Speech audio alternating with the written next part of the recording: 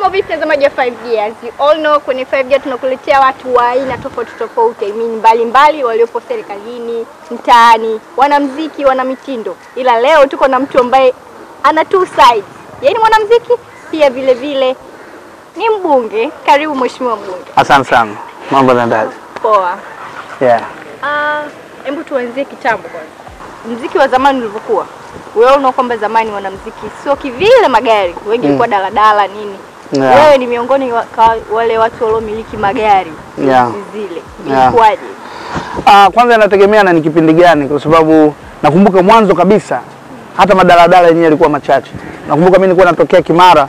Kwa hiyo kuna wakati ilikuwa hata ukitaka kwenda posta huwezi kupanda gari ya Kimara posta moja kwa moja. Unapata Kimara hadi Kariakoo, afu Kariakoo mnatembea hadi posta. Lakini kwa usiku pia magari yalikuwa ni tabu sana wakati wa beach party. Sisi tulikuwa tunatoka Kimara tunaenda Coco Beach kwa miguu kwa ajili ya beach party na vitu kama hivyo. Hiyo ni awali mwanzoni mwa miaka ya 90. Lakini baadaye ikawa kwenye madaladala kwa sababu tulianza kuwa wanafunzi, kwa hiyo tulikuwa tunapanda na vitambulisho vyetu kwenye madaladala na vitu kama hivyo. Lakini ikaja baadaye tena Mungu akaleta uafadhali kidogo, kiukweli tukaanza kumiliki magari, na nakumbuka gari yangu ya kwanza kwa nayo ilikuwa baluni. Ukiwa na baluni wakati huo ni kama sasa hivi mtu anahama hivi. Umeona, kwa hiyo yangu ya kwanza nikaitia pale nikaweka kwenye baluni, ndio gari yangu ya kwanza kuwa nayo na kumiliki. Okay. Baada ya kutoka kwenye baluni? Baada ya kutoka kwenye baluni nilikuwa na gari nyingi kwa sababu nilikuwa pia namiliki taxi, lakini pia nilikuwa na Mercedes Benz na nikawa na BMW. Wakati huo nilikuwa na chizi magari. Kwa hiyo magari yote yalikuwa yako kwenye standard nzuri na vitu kama hivyo, nilikuwa najitahidi nimiliki. Kwa hiyo nishakuwa na Mercedes Benz, BMW, lakini kuna wakati tena nikarudi kwenye Spatial, nikarudi kwenye RAV4 na vitu vingine kama hivyo. Gari gani ilikusumbua sana? Nilikuwa kimeo mpaka useme yaani hata ile unaenda studio, unaenda kwenye show ikaa inazingua barabarani. Sijawahi kuwa na magari mabovu sana, lakini nakumbuka nishawahi kuwa na gari yangu baluni nilipata nayo ajali. Kwa hiyo kuanzia pale mguu wa mbele ukawa unanisumbua. Lakini pia benzi yangu alipata nayo ajali DJ Choka. Alipiga nayo mzinga pale maeneo ya Tambaza, ilikuwa ni write off. Kuanzia wakati ule ile benzi tena sikuwahi kuendesha tena, ikawa write off.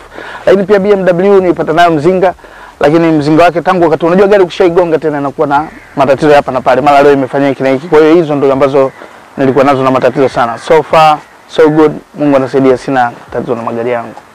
Turudi kwenye ubunge na muziki. Ikoje hapa? Unawezaje kuvihimili vyote kwa wakati huu? Watanzania wajue tu kwamba Joseph Haule ni mbunge wa jimbo la Mikumi. Kwa hiyo nguvu zangu, akili yangu yote na uwezo wangu wote upo Mikumi. 99% ya shughuli zangu ni Mikumi. Kwa hiyo kwa sababu ni mwanamuziki na ninapenda sanaa yangu kwa sababu ni kipaji ambacho nimepewa na Mungu, kuna 1% yangu moja ambayo iko kwenye talent ambayo Mungu amenipa. Ni muziki ambao tumeupigania muda mrefu, tumetoka nao mbali. Kwa hiyo na mashabiki wengi, sio Tanzania tu, Afrika Mashariki na dunia nzima. Kwa hiyo kuna wakati lazima niwatendee haki mashabiki wangu. Ndio maana unaona katika kipindi tangu nimechaguliwa niko jimboni nikishirikiana na Mikumi kutatua kero zao na matatizo yao. Lakini nikasema nisiwasahau mashabiki wangu ambao wamekuwa wakipiga kelele tunakumisi, na mimi nimemisi muziki. Kwa hiyo nikaona ngoja niwadondoshie mzigo mpya na baadaye narudi zangu Mikumi. Hapa niko njiani nageuka narudi Mikumi kuendelea na shughuli za ujenzi wa taifa nikishirikiana na wana Mikumi.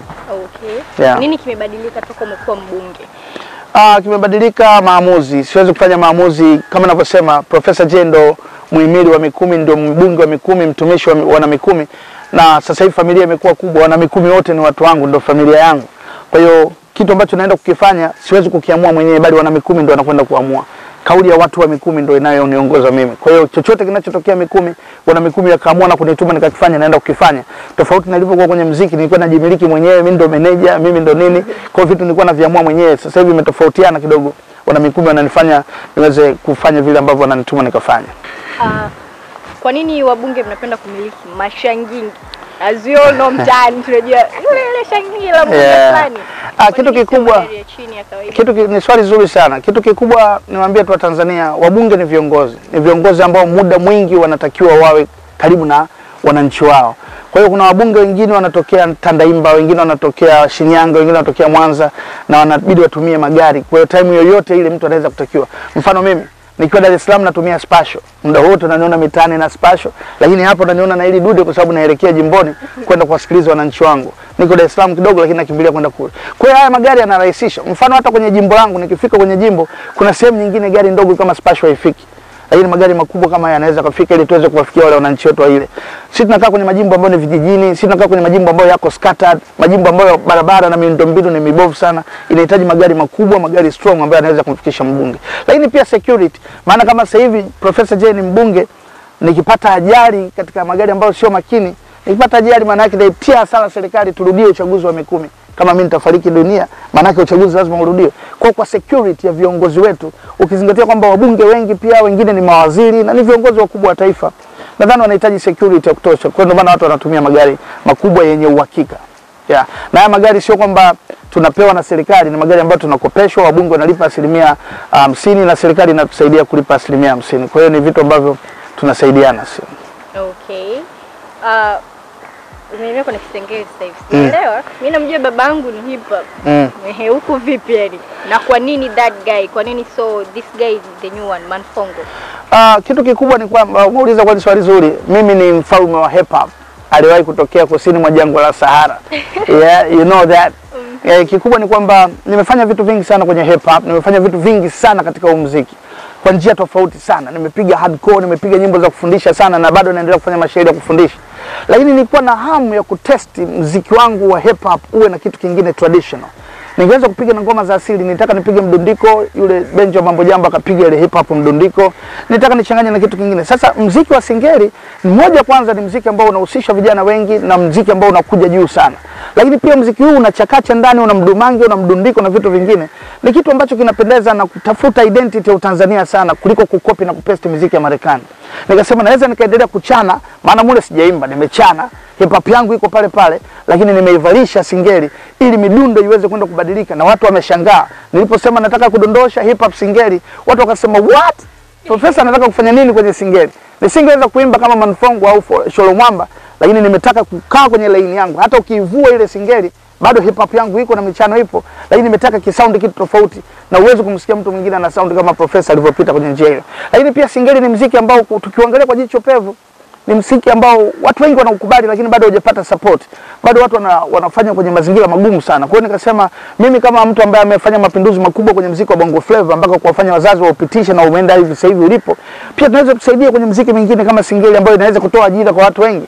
Wasanii kama kina Alikiba, kina Diamond, nyuma yao kuna watu wengi wameajiriwa. Kwa hiyo maana kina Manfongo nao tukiwekea mazingira, kina Sholo Mwamba, kina Yuda, kina nane wanaweza wakaenda vizuri na kusaidia muziki huu, kwa sababu vijana wanapokuwa, mimi ni mbunge wa Mikumi, lakini ni mbunge wa vijana wote wa Tanzania.